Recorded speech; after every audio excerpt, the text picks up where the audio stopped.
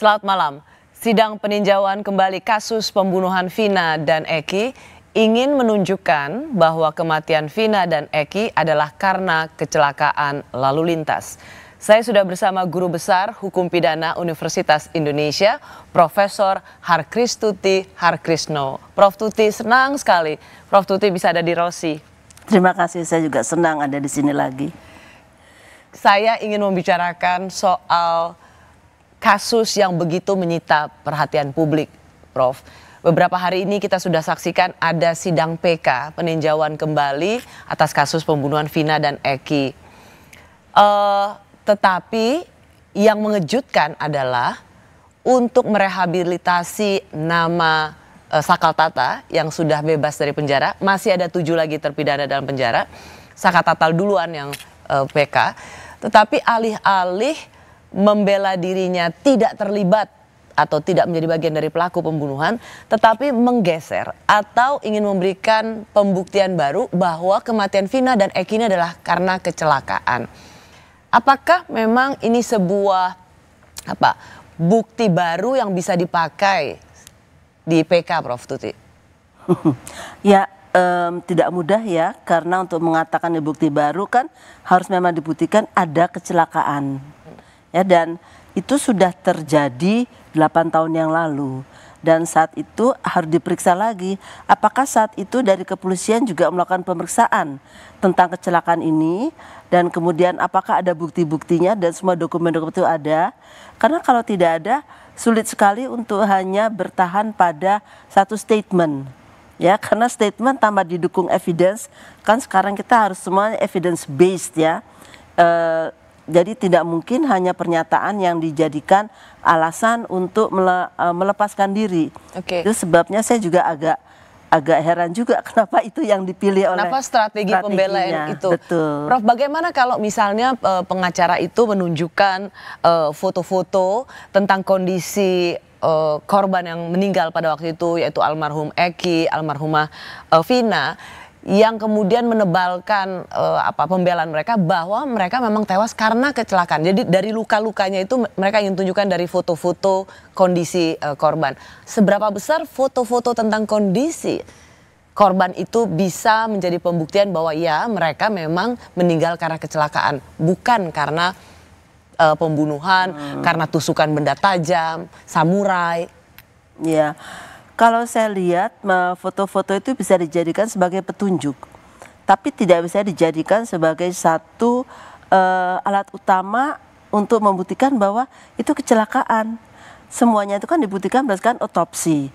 Ada nggak otopsi yang mengatakan seperti itu, bahwa ini adalah hasil dari suatu kecelakaan, bahwa luka-lukanya kemudian bisa diverifikasi, ini loh kalau kecelakaan itu akibat sebabnya seperti ini sehingga akibatnya seperti ini juga, sehingga harus ada kesamaan antara apa yang dilihat pada tubuh seorang korban dengan apa yang dapat terjadi yang menyebabkan itu semua. Dan vice versa, dari foto saja tidak bisa langsung disimpulkan ini karena pembunuhan. Sulit sekali untuk membuktikan dari foto itu pembunuhan maupun kecelakaan.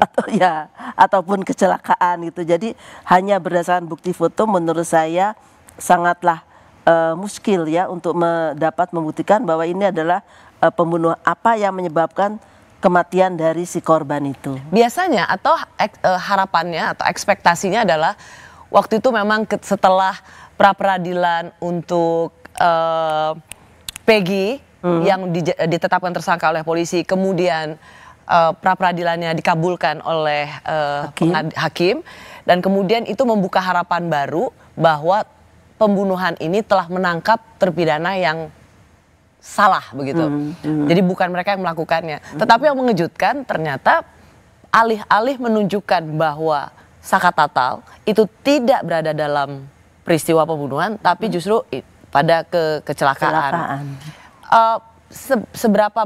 Apakah ini biasa bahwa menggeser atau mengubah materi pokok atau penyebab kematian? Biasa itu dilakukan dalam PK, Prof Tuti? Seingat saya saya tidak pernah membaca mengenai kasus-kasus pergeseran sebab-sebab kematian seperti itu ya, karena ini memang jarang sekali dan ini bisa terjadi apabila memang waktu itu pembuktiannya tidak dilakukan dengan baik. Jadi ini kalau semuanya sudah baik kan jelas. Tapi ini kan kita melihat bahwa kayaknya banyak pihak sekali yang melakukan kesalahan atau ketidaktelitian atau pengabaian terhadap bukti-bukti yang diajukan ke pengadilan. Karena lazimnya kalau memang ingin menunjukkan PK, menunjukkan bukti baru dan melakukan PK, ya biasanya kan common practice-nya adalah mereka mengajukan bukti baru bahwa mereka memang tidak ada di lokasi di mana tindak pidana itu terjadi. Betul sekali. Misalnya Prof, ada saksi-saksi yang korban-korban saksi-saksi yang kemudian mencabut BAP-nya. Lalu kemudian para terpidana yang sudah divonis hukuman seumur hidup mengatakan bahwa mereka dipaksa untuk mengaku, mereka disiksa. Tidakkah ini justru harusnya bisa menjadi bagian dari pembelaan bahwa hakim telah melakukan kesalahan dalam menimbang kualitas kesaksian? Ya, memang kita harus hati-hati dalam menilainya. Tadi misalnya mengapa dipilih suatu cara untuk mengatakan bahwa ada sebab yang berbeda yang menyebabkan kematian, dan kemudian ini yang tadi saya katakan sulit untuk membuktikannya pada saat ini. Lalu ketika mereka mengatakan bahwa mereka disiksa, itu mungkin saja terjadi ini di Indonesia ya,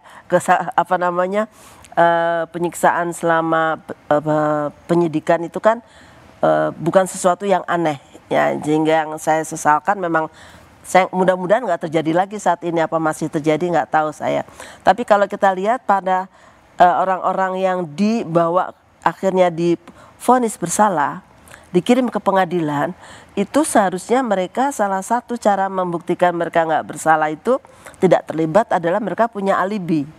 Mereka waktu itu ada di mana, di tempat mana, ya, dan kemudian tentu saja disertai dengan evidence, ada saksi atau ada alat bukti lain yang menunjukkan bahwa mereka tidak ada loh di tempat terjadinya tindak pidana itu. Nah, ini yang nampaknya tidak diupayakan. Saya tidak tahu kenapa Sakat Tatal dan kawan-kawannya tidak mengatakan saya tidak di situ gitu. Salah satu saksi ahli yang juga diminta keterangan atau keahliannya di sidang PK ini adalah seorang ahli forensik, yaitu Reza Indragiri, yang dia sebenarnya selama ini dalam banyak memberikan opini keahliannya melihat bahwa memang penyelidikan kasus Vina dan Eki ini sudah salah prosedur, sembrono, dan ini ada peran dari ayah korban bernama Eki yang juga polisi yang dianggap tidak taat prosedur. Tetapi alih-alih saksi ahli ini untuk meringankan Sakat Tatal, tetapi justru dalam persidangan seolah balik badan. Saya mau tanya apakah ini sebuah hal yang biasa? Kita dengar dulu seperti apa kesaksiannya. Izin majelis, ini sekaligus permintaan maaf saya kepada Ibtu Rudiana. Saya harus secara rendah hati mengakui bahwa saya telah salah dalam menilai Ibtu Rudiana. Sebelumnya, saya dengan segala hormat menganggap, kalimat saya jangan dipotong dulu ya, karena kalau dipotong nanti jadi salah tafsir ya.